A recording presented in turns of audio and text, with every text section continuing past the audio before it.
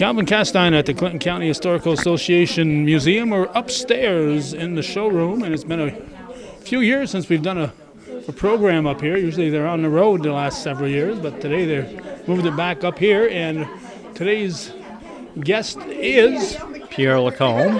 Pierre Lacombe, and you're going to be talking about what, Pierre? The geology of Clinton County and its use for building structures in Clinton County. Okay. About a quarter of a century ago, we did a program. I think it was Gordy Little was with me then, and with John Moravec. Are you familiar with John Moravec? He was at Plattsburgh State. I didn't know. Didn't know him. And then we've done some stuff at the Altona Flat Rock with Dave Franzi. And Dave Franzi is a really very knowledgeable geologist. And Ken Adams with the flora and fauna, but Dave was the geology. So what's your background talking about sticks and stuff, stones and stuff? I graduated from Peru Central in 1971. I attended college at Boston and first at New Paltz. Graduated from there, worked as a geologist out in Utah for about 5 years, and then I moved back east, got my master's degree in geologist, and for the last 37 years, I worked as a geologist for the U.S. Geological Survey in New Jersey. In New Jersey. So you moved back to Peru now? Or No, visiting? No. My parents had 13 acres of land on Jabez Allen Road, and I bought half of it, and my brother bought the other half. And so I now have a summer home up here. Oh, okay. And summer's almost over. Have you noticed that? Well, it's a 3-season home. It's cold. It's getting chilly. Okay, so the geology, what specifically we're going to be talking about? A lot of little stones and. Well, there's four major type of rock units in the Clinton County, and there's the anorthosite, which is what the Adirondacks are made of, and then there's a granitic gneiss down in the Adirondacks, and then once you get into the Champlain Valley or the north of you get the Potsdam sandstone. And you see that at Osebo Chasm. And the limestone, a lot of the buildings, churches in the Plattsburgh area, the quarry out by Tom Miller Road is in that limestone unit. So those four major rock types were used for building the churches, the bridges, the factories, and homes in this county. Okay. I know Lamont has a little quarry there too. Correct, and they must be kind of similar to what we have on this side of the lake, or entirely different? Absolutely, yes. It's all Ordovician aged limestone deposits that they were quarried there. So I was hoping you'd be able to tell me why when I go out in an area with rocks everywhere, I see a purple one, and I see one that's white with speckles, and purple with speckles, and green with speckles. So they're all different. Yes, they are. How'd they get there? Well, the glacier brought them down. 10,000 years ago. Yeah, so 10,000, from about 100,000 years ago to about 10,000 years ago, glaciers were moving from north central Canada down across New York State, and everything they picked up, they would just deposit it, and so you're going to see a high variety of rocks because there's a high variety of rocks in the Laurentians, in the St. Lawrence Valley, and they're just picking up those and dropping them off. They're called glacial erratics. Okay, so every time I see a pretty one, I try to pick it up. And that's what people do. They make buildings out of pretty rocks, and that's what they do. So how did the Clinton County Historical Association talk you into doing this tonight?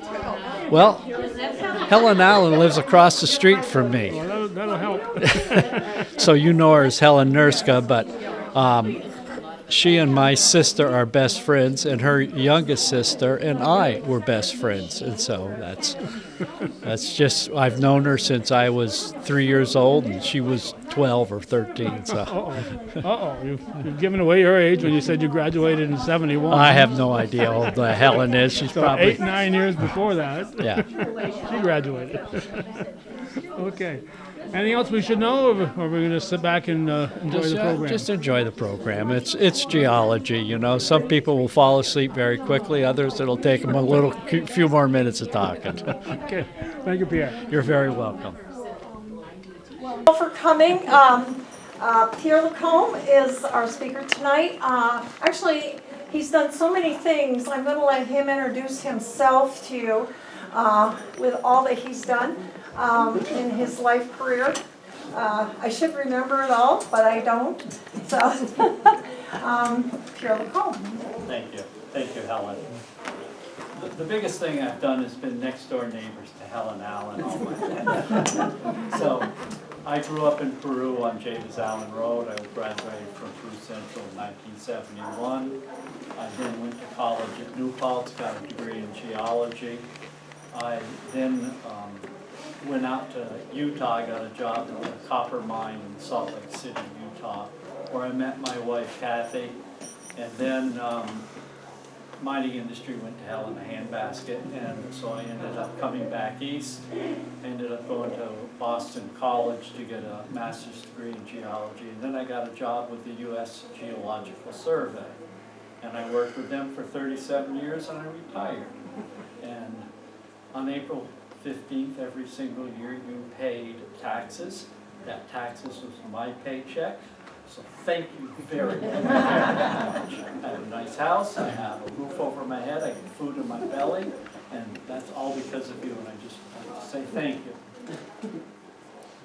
So tonight we're going to be talking about the geology of Clinton County, and I'm going to watch your eyes, and if you're starting to fall asleep, I'm going to speed this up and get over with it. And if you're doing all right, then we're doing all right. But the stones were used for various purposes in this community historically. Now everything gets brought in from someplace else. But this is, the whole thing is the geology of Clinton County and the stones used for building homes, churches, buildings, and many other structures. So we're going to talk about the townships and the major rock units of Clinton County, the ages of the major rock units. This is going to be 5 minutes of conversation, and then the structures made by those major 5 townships. So this is a nice map of Clinton County, and I think you all know the boundaries of Clinton County as well as anybody. But this is a political map, all the towns from Black Brook to Moores and whatnot. And this is a geologic map of Clinton County. If we look at the geologic map, there's really only 4 units within the county. The oldest unit is this anorthosite gneiss, which is outcrops in little areas. Trimble Mountain, which isn't obviously in Clinton County, but it's something you see, Poca moonshine, those type of things. Also of the same age is this granitic gneiss unit.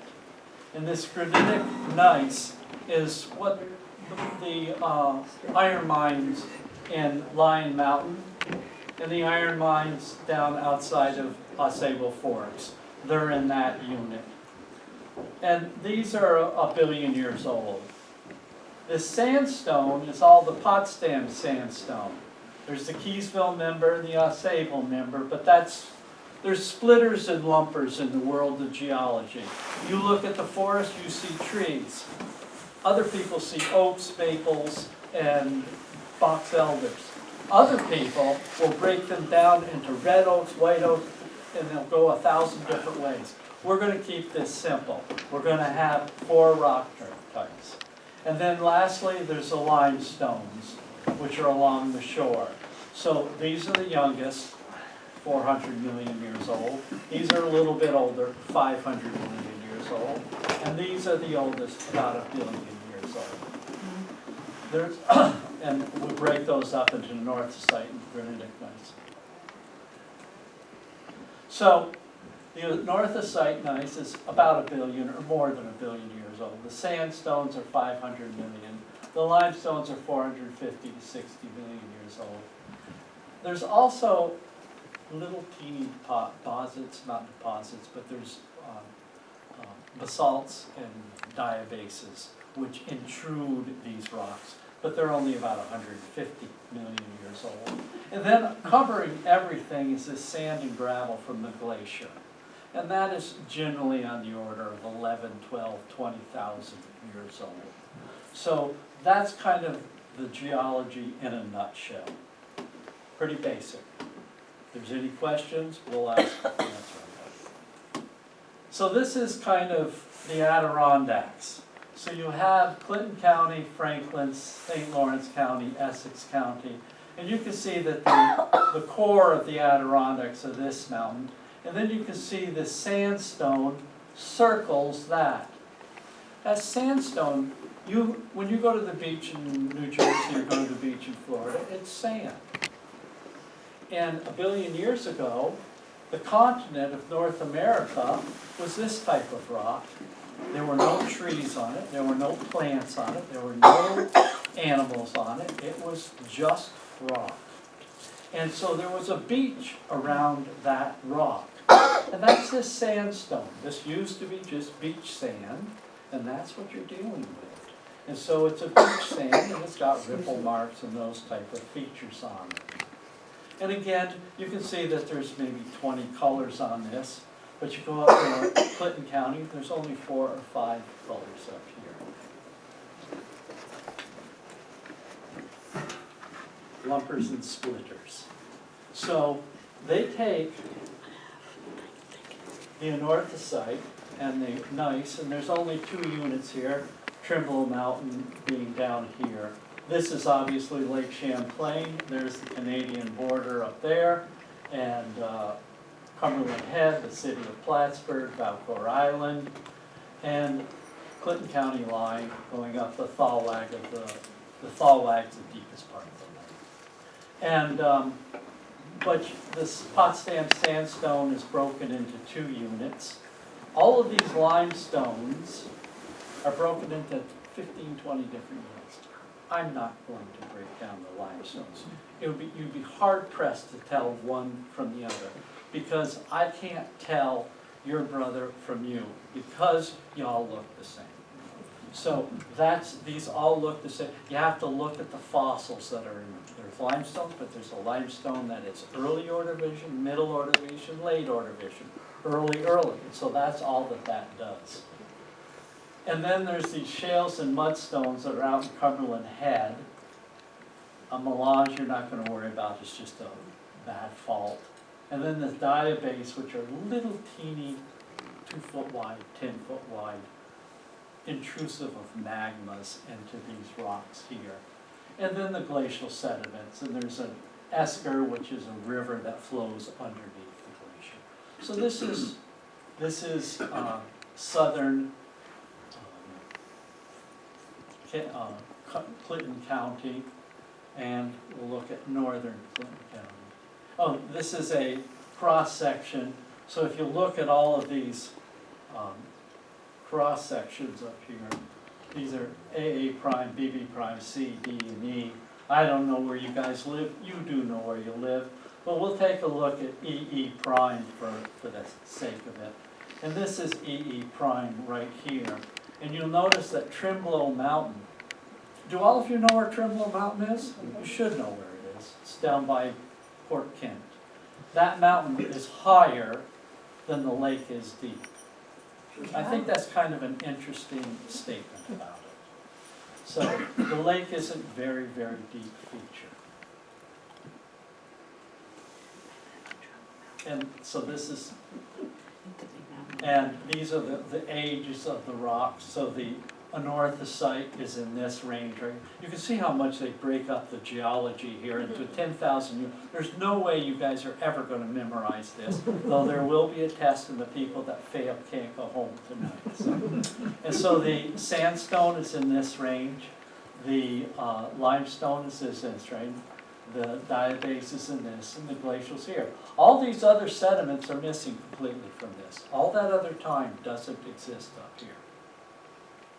It did exist, but there's no rock record of it. Anorthosite. When you look at the moon, you see light areas and dark areas on the moon. And the dark areas are what Hawaii is made of. It's basalt. It's a black rock. It's a volcanic rock. And so that's what you're looking at. The light areas, until man went to the moon in the 60s, we had no idea what the light, we had a rough idea, but it's anorthosite. It's the same type of rock that the Adirondacks are made out of. And that's just, it's kind of an interesting phenomenon. And anorthosite, there's a quarry down just south of Au Sable Forks. you've seen that rock. It's kind of a light green, a light blue color. It's a very pretty rock. And it's used a lot for ornamental purposes. It's a little harder to work with than the sandstones, but it's still used. Gneiss is another type, and gneiss has a foliation. So think of foliage, tinfoil. The word foliation means that there's a lot of thin layers in it. Much like the foliage is a bunch of leaves, or tinfoil is a bunch of thin aluminum. These thin layers is what this foliation makes a igneous rock or a sedimentary rock. It melts under high temperature and high pressure, and it makes very thin lines through it, and that's what most of the Adirondack gneisses are made out of. It's a little more complicated, but I don't want to make it more complicated. A sable chasm is sandstone, and so you get these thin beds of sandstone, and it's very cyclic. So you have a thin bed of sandstone, a thin clay layer, a thin bed of sandstone, a thin clay layer, a thin bed of, so you just get, it goes sand, clay, sand, clay, sand, clay, sand, clay, sand, clay. Just repeats on time and time and time again. And this, because this rock is very blocky, it's wonderful for making houses because it's naturally makes a nice block that you can work with. And so that's what they use a lot for building houses. And then the limestone, it's a sedimentary rock, and it's made out of fossilized animal parts, animals that live in the bottom of the ocean. And so there's both mobile animals like clam-type animals, brachiopods, and then there's sessile, like coral-type animals. Coral can't walk around from here to there. So all of these calcareous units form in the ocean. I'm going to give you a little bit of geology. When you see rocks, rocks get broken down by one of three methods: physically break down, chemically break down, or biologically break down. And the breakdown products of them is only three things: sand, clay, and dissolved material. So the ocean is salty because those potassium, the calcium, the sodium, all dissolved and went into the ocean. The beaches are sand, and the swamps are mud, they're clay. And so that's how rocks break down. So when you start making sandstones, or muddy sandstones, or sandy mudstones, it's just that type of a situation. And the limestone, the calcium, and the carbonate that's in the ocean, animals pull that out and they make their shell, and that's all that we're dealing with. And you can frequently tell that by the fossils. And you have to have a little bit of an imagination. But that sickle-looking shape, if you look at a clamshell and you cut it right in half, all you're going to see is that little teeny sickle shape, and that's what that is. Sometimes you cut it like this and you just see a circular shape. So it's just a clamshell cut with a certain angle. And then if you look at Poca moonshine, you can see, you can't see, but this is all anorthosite. This is all anorthosite, but this band right here is diabase. This got injected into Poca moonshine as a magma, as a hot liquid, and then it solidified. And that is, when it solidifies, it forms a type of salt and pepper looking rock called diabase. And it's just a black and white rock. But you have to kind of look pretty hard to find this material. So, farmland is of real importance in this area. We've got big apple orchards, we've got big dairy farms in here. And the Potsdam sandstone, the limestone, the sands and gravels produce a lot of the farmland. But the granitic gneiss and the anorthosite is lousy. When it breaks down physically, chemically, and biologically, it doesn't produce a very fecundant soil. So as a result, the farms aren't developed in this area. So that is why your farms are in certain areas, and they're not in other areas. So that's the first part of the talk, your geology. You want any questions answered? Well, now's the time. It's pretty basic. 4 rocks, that's all you got to remember. So we're going to start this part of the talk. So towns with stone structures from south to north. So we're going to start down in this area, Black Brook and Sable, and we'll work ourselves north going across the state. So we'll start at Sable Forks, Clintonville, Keysville, and Sable Chasm. I know you know the geography, but my wife doesn't know the geography, so I'm doing this for her. So in Keysville, or in Sable Forks, the first M&E church is made out of these stone blocks, and it's all Potsdam sandstone. And you can see some of the little fossils. These are worm trails that are within the sandstone. It's all different shades of red. And you know full well that what 2 colors make red? Rust is red, right? So iron and oxygen make the color red. Iron and oxygen make rust. That's why your blood is called hemoglobin. This mineral is called hematite, and it just moves through your body, and it moves oxygen from your lungs to your, picks up and drops off oxygen, and it makes these rocks have that pinkish reddish color. There's a date stone, 1925, but this is the use of Potsdam sandstone for building a church. There's also the Roman Catholic Church down in Sable Forest, and it's made out of anorthosite. And these feldspar crystals, boy, you have to have fingers this small. These feldspar crystals, you can start to see them. They have to shape them into these blocks, because otherwise it just kind of breaks out in any which way. But this church is made out of anorthosite when you go through Sable Forks.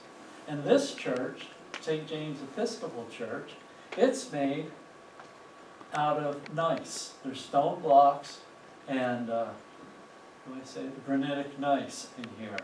And so the cornerstones, these big cornerstones, are called coins, and the rest of it is made out of smaller stones, but the corners are always much bigger. And so these are just stone blocks with the typical gneissic pattern. What I find funny about this, or odd about this, is that in Sable Forks there's 3 Christian churches, and not one of them uses the same type of rock. They use different types of rock for each one. And so we've got an anorthosite, a gneiss, and a sandstone. And it just, talk about, was it Samuel de Champlain left France, the Huguenots, the Catholics, and the Protestants are all fighting one another, and they can't even decide on a church title. Also, there's chimneys made out of river stones, straight out of the river, so you can tell they're river stones because of the roundness of them, but they're just local stones that have been graded.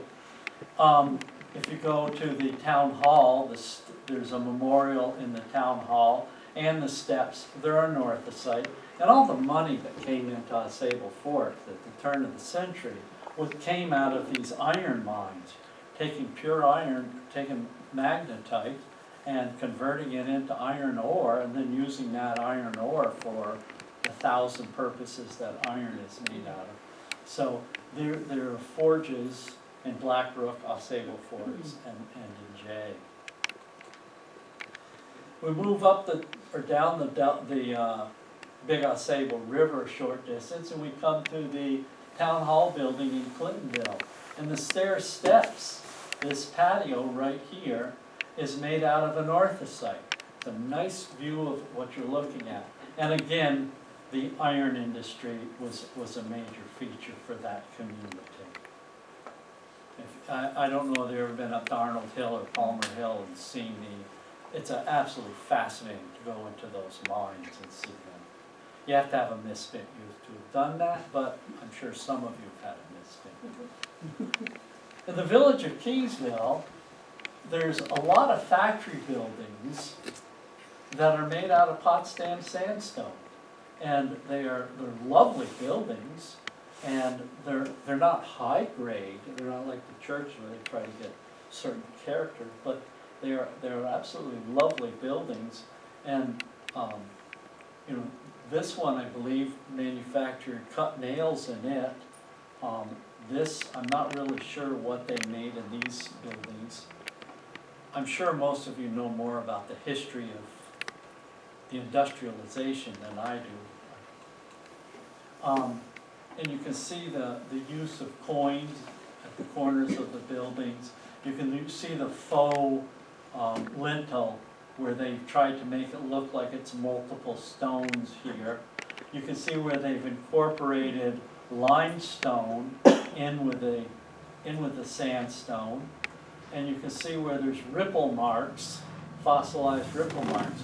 So we have a reddish rock indicating that there's oxygen available. So that means that it's shallow water. We're seeing ripple marks. Ripple marks only occur in shallow water. And so this tells you more about the geology.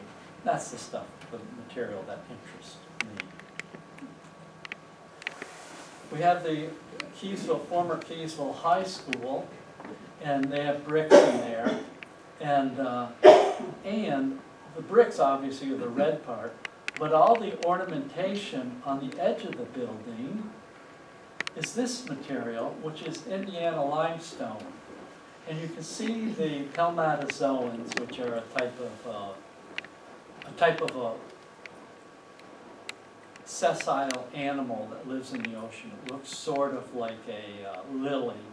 And this is the stem for that lily-type animal. And this is a bryozoan up here, which is a type of frondy-type animal. But there's also, on the steps, an orthosite. So they're using local clay for making the clay and sand for making the bricks. They're importing Indiana limestone, and they're using local anorthosite for the building. So it's a combination. And you'll see this pattern in many of the high schools built during the WPA. There's also the museum down in Keysville.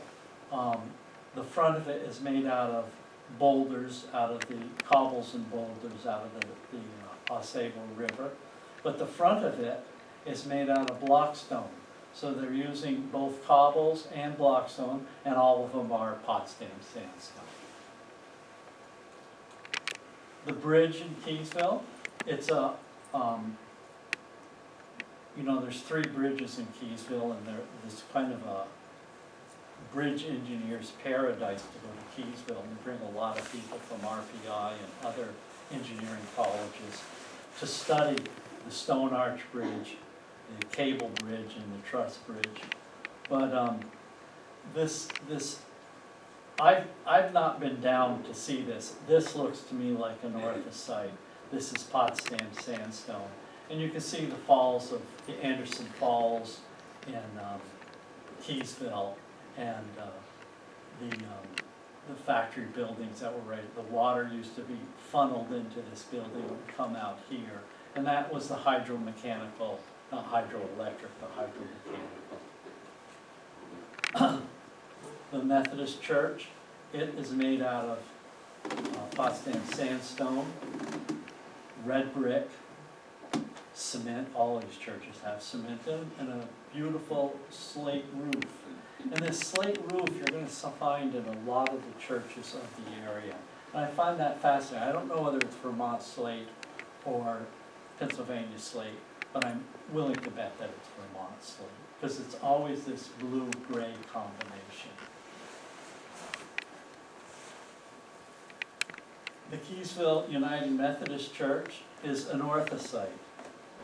And I was reading this, and there's this, it's all written in French, and I converted it to English. Jesus, I can't read it from here.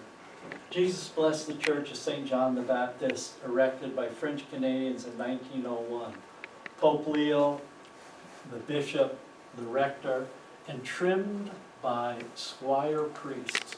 I was wondering what a squire priest was, so I had to look it up because I'm not smart enough to know it. Anyways, it's a very, very young priest. So I thought that was an interesting thing. But they, they're using beavers and maple leaves to ornament the corner of the stone. And this, I believe, is limestone, but I'm not sure. I didn't pay close attention when I was taking these photographs. And then there's a monument down in Keysville, and the ballast, this feature is an orthosite, but the rest of it is all granite, and I'm not sure where this was made, but it was, if it was made in India, it was an Indian granite. If it was made in Vermont, it was Vermont granite, but I don't know where that was. I thought this was kind of an interesting thing. This mineral spring in Keysville, there's about 6 or 10 springs in Clinton County. And so in 1824, this man was digging a cellar and hit water. And 1870, the water was thought to be special. Spring water is always thought to be special. It's considered to be wonderful medical purposes. And they sold it as diet aid mineral spring water from 1914 to 1942. And it was a cure-all for diabetes, indigestion, constipation, eczema. You would never have thought that Keysville had so many medical wonders going on in it. But it did. Had you read the book, Water Resources of the Major Rivers that Flow into the Ausable River, published in 1904 by the U.S. Geological Survey, you would find out that in Ausable Forks, there were many years from 1890 to 1900 where 10%, 20% of the people died from drinking the water in the Ausable River because of the industrial waste coming out of the paper mills and the iron mines. And in Clintonville, again, 15 to 20% of the people would die in particular years because of drinking water out of the Ausable River. You would go down to the bridge that on Route 9, downstream from Ausable Chasm. There were no fish in the river at all, at all. It was classified as a dead river. Nobody died in Keysville. Why did nobody die in Keysville? All the fish died downstream, and every 10 to 20% of the people died upstream. The water was so polluted, nobody would touch it. And that's what is the conclusion in that book from 1904. So I find it rather ironic that this spring, it becomes very popular at that time when the river water could not be used. I also, when I was reading about this, I started talking about Frank Chappell. I worked with Frank Chappell. He was this guy's #1 or 2 in the world on spring water. It was just amazing to, Anyway, so here's Ausable Chasm. All of you have seen it. And the bridge abutments, the ornamentation is anorthosite, and the core of it is Potsdam sandstone. And the whole mountain is, or the whole chasm is Potsdam sandstone. Let's see.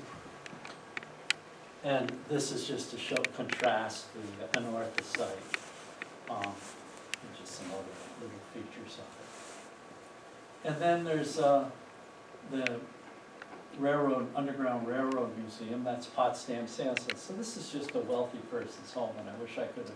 They don't mention whose home it was on the internet, but I'm sure somebody here knows more about the history of this building. So we've covered Ausable Forks to Ausable Chasm. Now we'll talk about what's happening in the village of Peru, the lakeshore of Peru, and Mother Cabrini Shrine.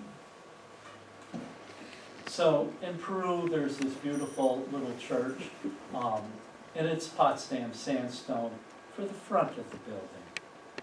But if you look at the side of the building, you will see that it consists of limestone, consists of gneisses, sandstone or gneisses, and pebbly sandstone and sandstone. So it's usually the front is always made to be beautiful, and the sides are utilitarian, and that's what they did. And again, you can see these little fossil worm bores that are across the sand. Peru hardware, the foundation of it is made out of limestone, and you can see the brick. These are handmade bricks because this building was built in 1856, and so bricks were made in wood forms by hand at that time. You can tell the difference.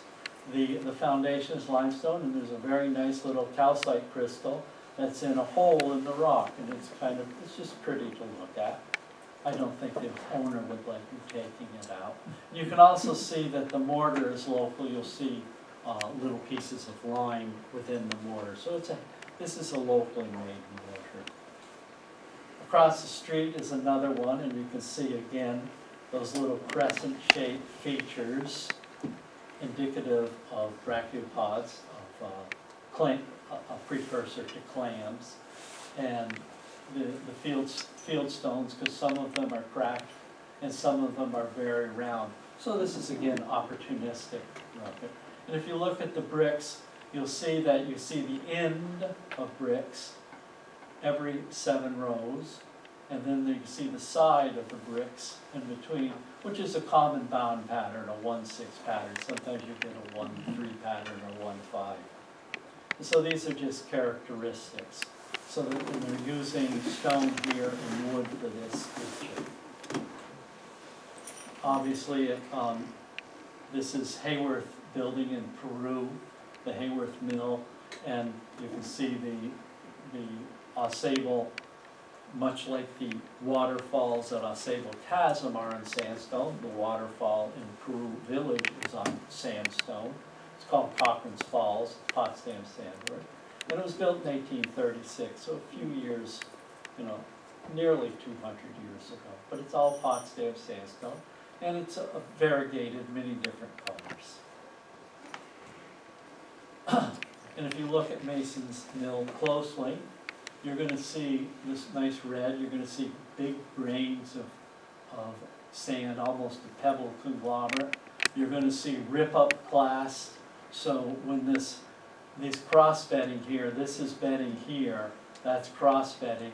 And they're just features that a geologist would look for to tell you something about the feature. But a rip-up class would be something where you had a layer of, remember I talked about sand, clay, sand, clay. When the sand came in, the sand was very high energy environment, and it would rip up the clay that had been laid down, and it would lay those shards within the sand unit, so you could tell something about the history of the site geologically. And this is obviously there was a dam up here, the water came in here through a pipe, and it came out here. And it was again hydromechanical power. The water turned a water wheel, which turned belts, which turned sawmills and whatnot. So we go out into towards the lake. There's a lot of these limestone houses because the limestone is outcrops near the lake. And you can see these fossils in the outside of the house. This is the Sachs house. Just don't want to make sure I don't run too far into it. And this is the old school that's out there, and you go look at it, and you can see the brachiopods. So pod meaning foot, podiatrist, and they're just clam-like animals that walk around the country. And if you take the Bear Swamp Road in Peru, you're going to see a fieldstone well right kitty corner from Rolf's garage. There's carriage steps in the village of Peru. There's Vapor N. Ben bed and breakfasts made out of limestone. And then there's fossil hash. You can't see any particular fossil, but you can see lots and lots and lots of broken up shells in the feature. Do you see what I'm pointing out to you, or is this slipping right over your head completely? Okay, I'm getting enough nods. You got to keep your eyes open to see this. I can't help you otherwise. This is Mother Cabrini's shrine, and you can see that it's all fieldstone, and it's a whole series of fieldstones, and they're called glacial erratics. An erratic means they're not what you expected. These could be these could be boulders that come anywhere from north of here. They could come from the Laurentian Mountains, they could come from north of the Laurentians, they could come from the St. Lawrence Valley, they could have come from the Churubusco area. It's just, they just get carried by the glacier and they get deposited, and the ones that survive another 10,000 years at land surface, they get picked up. As you can see, they're all rounded, and you can see other features on them like ripple marks. And I just thought it was a nice, so there's not a lot of buildings out in Peasleyville and Blackbrook. So we covered what was in this part. Now we're going to kind of look at Saranac, Schuyler Falls, Morrisonville, and Dannemora era. And you can see we're starting to get mostly in the gneisses and a little bit of sandstone here. So we'll be talking about that area. So this is a church in Schuyler Falls, and the wall over here is falling down. And so I went to it. You should be with me. And I found this brick. And the guy who made this brick scratched his name in it. I think it's either Tim or Jim. But I thought that was kind of, you know, he just scratched it before they fired it. And I thought, geez, you know, so this is going to be given to Helen if she wants it. And if she doesn't want it, it will sit in my dining room table. And my wife will be saying, geez, that's so lucky to have a brick in our dining room. So, if you go into Morrisonville, you'll see these stones. They're sandstone, but I don't know much about them, and I don't think they're local, but I really don't know anything about them. But it's interesting to me that they have numbers on them, which I think is the weight of the stone. They have other markings on them, and these are, because they're so wide, I think they were for breaking up clay, but I really don't know the purpose of them. And so they may have been for breaking up clay, they may have been for breaking up limestone, for burning it into making cement mortar. Now they break up limestone both for making cement, but they also, a lot of time, farm fields, they lose their fecundity, and so when you add too much manure to a farm field, it becomes very acidic, so you have to sweeten it by adding lime. This is in Redford, the Church of the Assumption, and you can see that they're using many, many different colored stones. And there's a high variety of stones. There's ripple marks being used. A lot of times the carbon in the rock of a fossil will burn out the iron, will mobilize the iron, so you get these little white spots, and that just tells you, these white spots just tells you there was a fossil there. You have to look at it a little bit closer. But this is one of the features that I found kind of, the only building I found. However, there's all these signs for the Cadwell mine, the ironworks at Jackson, the Saranac River for moving logs down it, the Trimble mines, and there's these signs, and there's just a lot of mining going on here. And I suppose that if I had walked around in the woods and got pics for you guys, I could have gotten pictures of these things. But that's really a wintertime job to go and do that type of stuff. You don't do that in the height of the summer. And you can see with the greenery on here that you just don't do that. If you go up to Dannemora Prison, most of the prison's made out of cement. But this red sandstone, and I believe this is a gneiss at the foundation of it, and so this was Dannemora's name for Dannemora, Sweden, an important iron mining region. I have to do things to keep myself interested in this stuff, and so that's what that is. But the inmates built this prison, and what's the name of the prison? Auburn Prison, outside of Syracuse. That was built by prisoners, and the Sing Sing prison was built by prisoners. I thought that was kind of an interesting thing, that they used the prisoners to build their own castle. On a street in Emmons Street in Dannemora are 11 of these houses. And they're absolutely beautiful. And I don't know a darn thing about it. I couldn't find anything on the internet. I'm just driving around. So if anybody can tell me something about it, I'd like to know. I suspect they were for the upper echelon of the prison, but it's an absolute, none of the houses, very few of the houses are lived in. They're all just abandoned, but they're absolutely beautiful. And they're obviously palatial homes. St. Joseph's Catholic Church in Dannemora is a brick church, but you can see the crinoids and pelmatozoans that are in this, so that's telling you that it's Indiana limestone. So, and it's at this, or that's the high school, excuse me. This is, I'm mixing my words up here. But the high school is made out of the same thing at Keysville, at Peru Central, and Dannemora High School. They're all made of the same suite of brick and Indiana limestone. If you go to Dannemora Spring at Shazy Highlands State Forest, it's about 4 or 5 miles outside of Dannemora, you'll see this spring right here, and every time I've been by that thing, there are people filling up their jugs. And that water is coming right out of the fractures in this rock. There's nothing upstream, so it's just a very good, crisp Adirondack tasting water.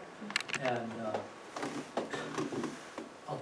I live about 15 miles from Princeton, and they had a spring in downtown Princeton that people would go to all the time. And the county health department said, we really should test that water. And they tested the water, and it's only 5 or 10 feet deep where the water's coming from. And it was filled with dog droppings, cat droppings, fecal coliform, roadway, highway material. And so they said, we've got to close this off. And the town father says, you close that off, there's going to be a major problem. They said, then we've got to improve it. So what they did was they dug the whole thing up. They put city water to it.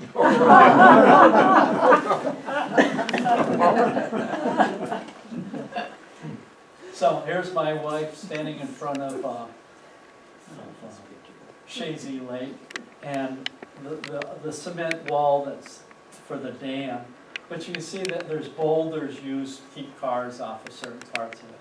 But you can see the foliation that's in this gneiss, and you don't see any foliation here. So this is the granitic beads, and this is the gneiss granitic gneiss. If you go up to Lion Mountain, this museum with its slate roof. I thought this part of it, it's not slate here, this part is slate, the cupola is slate. And a lot of the buildings are made out of cement and poured cement homes.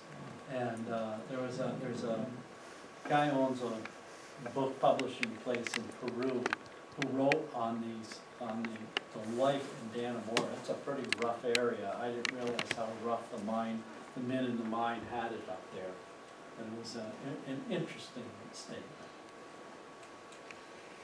So we've covered Dannemora, Saranac. Now we'll go up to Ellenburg, and I couldn't find anything in Ellenburg.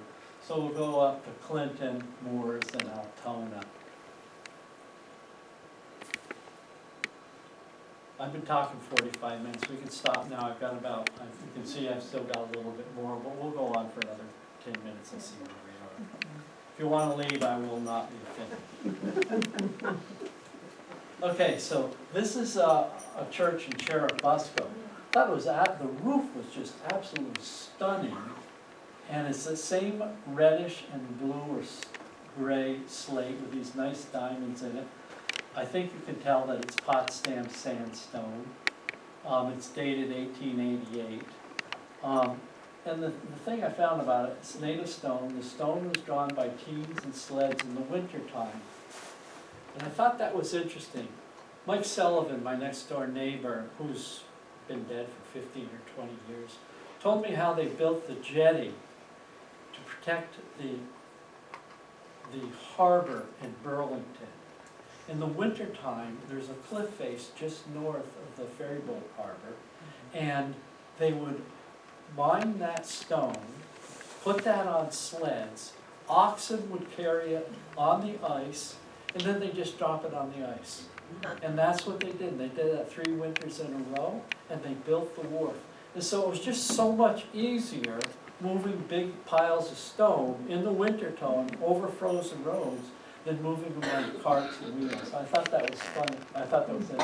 This guy, Isaac Johnson, who's a former slave, was the master stoneman, and he laid the stone for many buildings in northern New Jersey, New York, and Quebec. And I was just wondering whether this pattern of roofing would say something about this guy, Isaac Johnson, or was that just the way roofs were done? And the church isn't used anymore. This is in Moors, and you can see the foundation is made out of limestone, or Potsdam sandstone, excuse me. And this is a little store, Monet's, also. You could read this little sign up here. It's called A-Naps, 1847. So this is quite an old store. And the Potsdam sandstone foundation is all it is. The rest of it is all brick. The reason why they use stone for foundations and not brick for foundations is that stones last for 100 years. You put bricks underground and they'll rot into just mud clay after 50 years, so they always come back to that. If you've been to the McGregor Powerhouse and the LaSalle Dam on the Great Chazy River, it's stucco over block. So this is what the block is, and this is the building. It's kind of a nice place to walk around, and there's the dam, and this was obviously built by Miner, and they bring the water in and make hydro-mechanical power. I don't know whether this is hydro-mechanical or hydroelectric. But you again can see the ripple marks and the Potsdam sandstone characteristics, the bedding that's within it. And so these are just features, the geologic features, but it's very easy to just pull this stuff up and start building with it. So that covers there. So we're going to be looking at Champlain and Chazy. This building, the Samuel D. Champlain History Center, is a granitic gneiss. And I couldn't tell whether this was a Clinton County granitic gneiss or it was a Vermont granitic gneiss, and it could be either. My feeling, because the building is an 1880 building, they would have brought the stones in by train. So it would have been easy to bring it from either area. And you can see the gneissic features on these very easy, but the banding is very, very clear cut. Here you can see very, very weak banding or weak foliation, and here it's extremely weak. Here you can see the pattern right there. So they're all gneisses, and they have to lump things together, but they're banded gneisses. This is in Canada, but so it's really outside. But you gave me a pass on working in Essex County, so I'm going to take a pass on going there. But this is a very large fort that's going down. I believe it's made out of limestone. I was there as a 17-year-old. I haven't been there since then. I don't want to spend time in a Canadian jail. Pierre, that's not in Canada. The original one was called Fort Blunder, and that was torn down, and this one here was built in the U.S. Thank you very much. Montgomery, right? Now, that's 16 things I've said wrong in this talk. I was unaware of that. I couldn't go home if I didn't correct you on that. Please do, please do. Here's the Alice T. Minor Museum. This is all limestone. The steps are all anorthosite, and you can again see the fossils that are in here. And this is all a very local limestone. Inside the museum, there's a lot of Redford glass. So they were just taking Potsdam sandstone, firing it, and turning it into utilitarian vessels and plate glass. And there's homes, churches, stone fences, and Shazy, and they're just, you just walk up to them and just look at them. They're just stunning. To me, they're stunning. And, just walk around and see the various features. So now, in Beekmantown, I couldn't find anything. So if you're anybody from Beekmantown and you know something, well, tell Helen and I'll try to do something better. But in Plattsburgh, there's just a lot of buildings. That's where all the money is for Clinton County. And so the palatial, the edifices, the wealthy ones. And so we'll start at Clinton County Community College. The pillars out in front are all limestone, and this sign is anorthosite. Across the street is, you can see the outcrop of the material, and this is, limestone's a very soft rock, so it's very easy to chip to make it. You've got to start with something that's basically a cube, and with a chisel you can easily, it doesn't have the calcium carbonate, it's very soft compared to that with sand, quartz sand. If you go over Bridge Street Bridge, it's Potsdam sandstone capped by the anorthosite. And it's very clear when you look at it that those features. I think the Sable River is quite an impressive river. And there's where you get a lot of the pebbles and cobbles, boulders for other things. And they just note this bridge constructed by local artisans using local stone, but they never say what type of stone it is. City Hall in Plattsburgh, the exterior is, you can see the palmetto zone right here, so that's the Indiana limestone. The stairs going up to the front and the porch up here is all anorthosite. And you go inside and it's all marble flooring. So there's a nice use. They don't usually use marble outside because the elements will wear it down. This limestone, you can see, this used to be much smoother than leathers.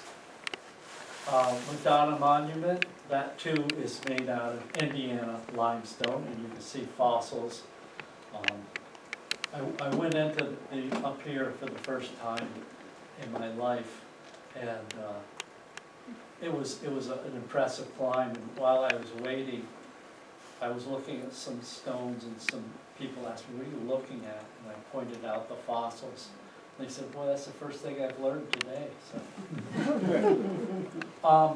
this is just a bunch of stuff that I this Samuel D. Champlain Monument.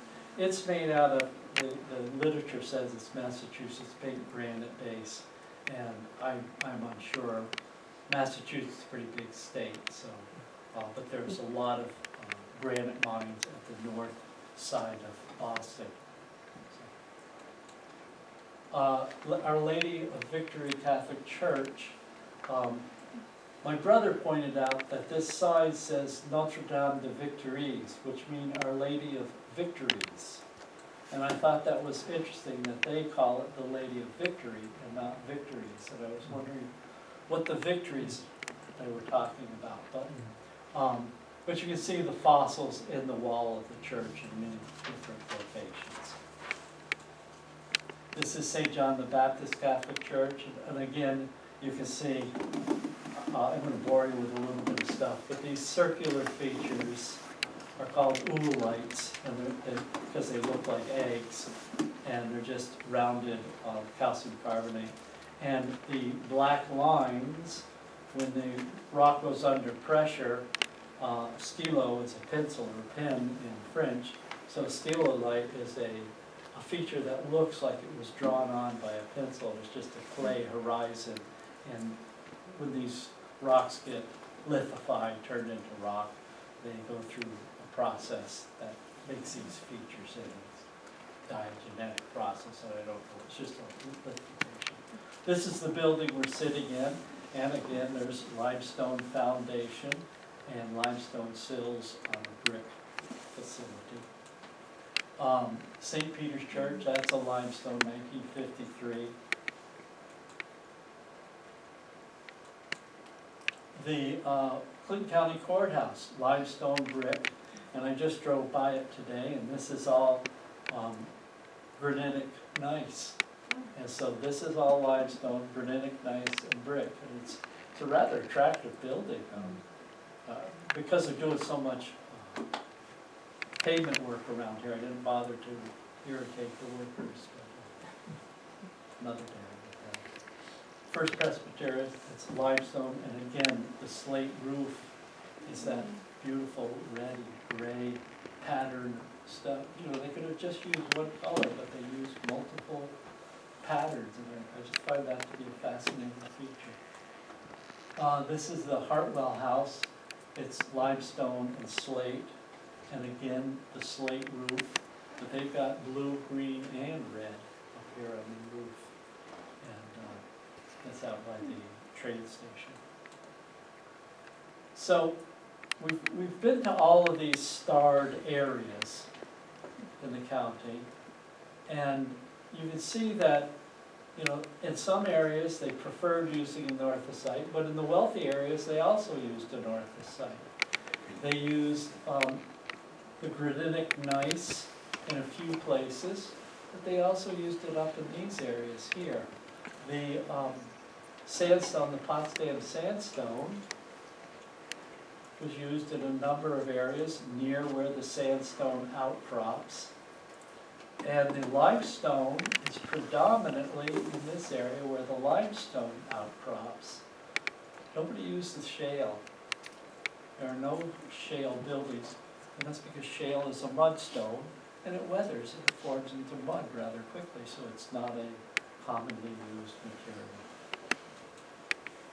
So, structures made by local, important early buildings, churches, county buildings, factories, forts, homes of the wealthy, miners in Chazy, many in Plattsburgh and Keysville, monuments in Plattsburgh, Morrisonville, Keysville, bridges in Plattsburgh, Keysville, Ausable Chasm, museums with local stones for structures or foundations, the Underground Railroad, the Kenton Lord House, this building. Imported stone began in the mid-1900s, usually Indiana limestone, and that was used for the City Hall and McDonough monuments and many of the WPA schools. For those of you who don't know, WPA means Work Progress Administration. Cement for mortar and buildings from local limestone, Lion Mountain, Dannemora prison buildings. The source of the stone was typically quarry or field stones, and the field stones were either glacial erratics or they came from streams. So here's your test. Which one of these four rocks is it a northicite? Which one is a sandstone, which is a gneiss, which is a limestone? Sandstone, limestone, northicite. Gneiss, sandstone, limestone, northicite. There you are. Okay. So, you can go home and you can say, I'm the second smartest person in the county. So, is there any questions? I mean, I blew through a lot of that, but I want to get you out of here before breakfast. Where were all these quarries? You know, if you drive down the Lake Shore Road and you get past the golf course, you can see a little quarry right. If you go to Ausable Chasm, they were just stealing out of the wall. Okay, so you won't really see a basin. if you go up to Shazy Orchards and take a back road back one of those, you're gonna see a very large, beautiful quarry there. So you have to, if you spend a little bit of time and you'll find them, but a lot of these are single-purpose quarries. You have to kind of envision, for many of the early buildings, you're wealthy enough to have a stone building. So you put it out. You don't want to hire him as a stonemason to build your house until you have enough stones. So you tell everybody in the room that you need 50 cartloads of stone. And so I bring you a cartload of stone from my place, she brings you a cartload of stone, and you pay us each $4 for our cartload of stone. And then finally you have 700 stones for building, then he comes and builds and stuff, and he high grades the good stones and puts the bad stones elsewhere. And that's how it is done a lot of times. As you're getting to edifices like churches, yeah, they need a lot of stone. And so that may have been, I'm not always confident where that came from. And I purposefully didn't go into breaking down into the Teresa limestone and the Deepentown limestone. It would blow you out of the water. It would blow, I mean, I would have to spend another 2 years teaching myself all the different limstones. At the north end of Plattsburgh Barracks, there's one of those blue and gold signs that talks about the buildings and the stone having come from the Day Quarry. The Yeah. Wally Day had a marine shop south of the Bluff Point Correct. Golf Course. Do you know where the quarry is? Yeah, just south of Day, Right across the road. just south of Day Brothers' house, that big brick house that was across from Day Brothers, Okay. just south of there on the right. You see a pond on the side of the road, the pond's Before about the- 100 feet by 100 feet. That's the pond, That okay. pond Before is the Gilliland, quarry. the cemetery. The water just has come up over Yeah, the yeah, years. sure, yeah. So, yeah. Was this area ever known for shipping building stone anywhere the way Essex was? I would have to say, I don't know the answer to that. Clearly, the foundation of the Brooklyn Bridge came from stones in the south end of Lake Champlain. But whether stones came out of the Plattsburgh area or the Clinton County area to feed, Well, there's documentation to suggest that they came from Willsboro Point, okay, and there's literature on that. yeah, yes. Okay, I was thinking, But I was wondering if we had anything equivalent. and my Maybe not. answer is I do not know. If anybody here does know. Other questions? Yes? I just wanted to tell you, you're correct about the houses in Dannemora on Emmons Street. And they were all sergeants, lieutenants, teachers, and the one at the top, the most beautiful one, was the superintendent. So it kind of went up. Yeah, it was But, in, you know, they were, if you go up there, well, I'm not even sure you're allowed to drive up there now. You're not. You're not, okay. But they were absolutely gorgeous when, way back in the 40s and 50s. I mean, yeah, just because I had no beautiful. trouble driving back there, but I have sort of, you know, Woody Guthrie? Yeah. Have you ever heard his, you know his song, "This Land Is Your Land, This Land Is Yeah. My Land," from California? One of the verses in his song is, "As I was walking, I saw a sign there, and the sign said, 'No trespassing,' but the other side, it didn't say nothing." That sign was meant for you. Well, you forget the guards are on the wall. They let you know quickly that you don't belong. I'm sure they are not, they don't, there was no trespassing. Was it last summer we went up there? Yeah. We Well, went to the end, and we turned around, we started back, we Yeah. went slow, because I always beautiful stone houses and empty, like you said.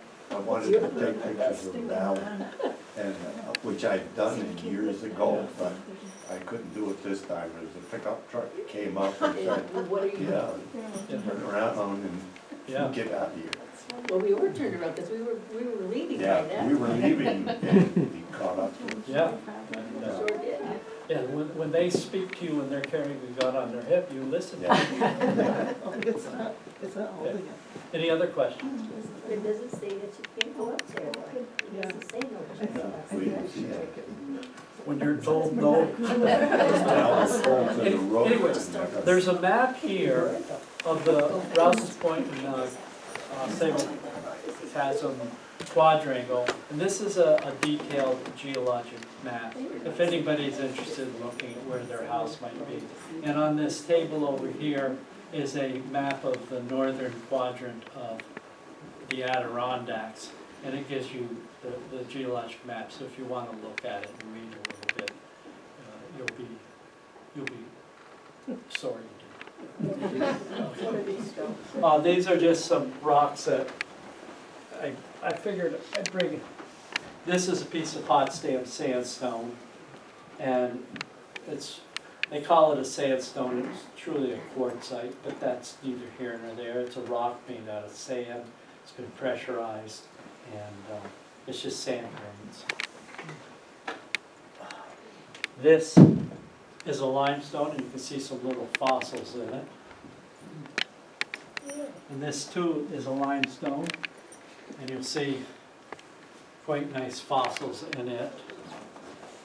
The back of it's a little dirty, but we'll have to deal with that.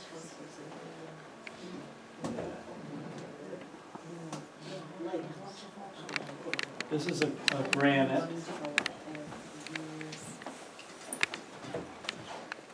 And this is a gneiss, but this is and there's garnets that are in this gneiss, those red dots that are in here. And you will see, it's kind of hard to see this, but if you have a magnet, put this on it, and just stick, this is a magnetite, this is the ore. That's why the rock is so hefty. So, What kind of stone are they quarrying on the quarry road in Plattsburgh? by Tom Miller, Yeah. that's a limestone. Yes, they crush that up, and they use it for ripraps or railroads, they use it for foundation, and they use it for roads. Added for aggregate for cement. Thank you, Pierre. Very Thank well. you.